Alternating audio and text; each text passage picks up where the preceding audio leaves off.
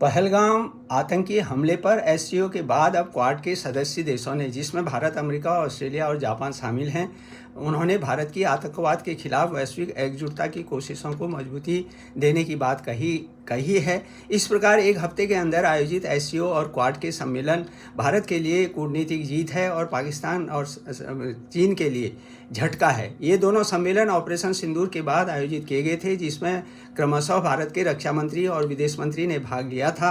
Quad के साझा बयान में पहलगाम साजिशकर्ताओं, हमलावरों और फंडिंग करने वालों को सजा दिलाने की मांग की गई है। साथ ही संयुक्त राष्ट्र के सभी सदस्य देशों से आह्वान किया गया है कि वे जिम्मेदार लोगों को न्याय के कटघरे में लाने के लिए अंतर्राष्ट्रीय कानून के तहत मिलकर काम करें। ट्रंप प्रशासन ने हाल ही में जगे अपने पाकिस्तान प्रेम की वजह से नई दिल्ली और इस्लामाबाद को एक ही तराजू में तोलने की बात की थी, जबकि भारत का साफ कहना है कि आतंकवाद के प्रायोजक और पीड़ित को एक नज़र से नहीं देखा जाना चाहिए। यहाँ प्लस पॉइंट यह है कि क्वाड के बयान में अमेरिकी विदेश मंत्री मार्को रूबियो की भी सहमति है, तो माना जा सकता है कि शायद अमेरिका का रुख अब बदला हो। लेकिन यह बात बिल्कुल सच है कि आज की तारीख में भारत का असल दुश्मन चीन ही है।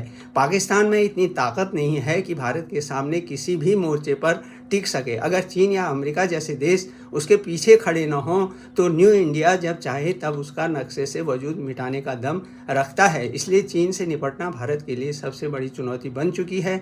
चीन बांग्लादेश में भी घुसपैठ की कोशिश कर भारत को परेशान करने की फिराक में है। यूनुस ने सिलीगुड़ी कॉरिडोर के पास अपने बंद पड़े एयरबेस चीन को देने का मंसूबा जाहिर करके इसका प्रमाण भी दे दिया है। भारत और चीन के बीच लद्दाख से लेकर अरुणाचल प्रदेश तक करीब 3,488 किलोमीटर लंबी सीमा है, लेकिन यह सीमा पूरी तरह से तय नहीं है। दोनों देशों को वास्तविक नियंत्रण रेखा LAC विभाजित करती है। इसलिए चीन पूर्वी लद्दाख से लेकर उत्तराखंड होते हुए सिक्किम और अरुणाचल प्रदेश तक आए दिन कोई न कोई विवाद पैदा करता रहता है। उसके इस तरह के हथकंडे से नेपाल, भूटान जैसे भारत के मित्र राष्ट्र भी परेशान हैं। हिंद महासागर और बंगाल की खाड़ी जैसे भारतीय प्रभाव वाले इलाकों पर भी चीन अपने खतरनाक मंसूबों को पाले हुए है।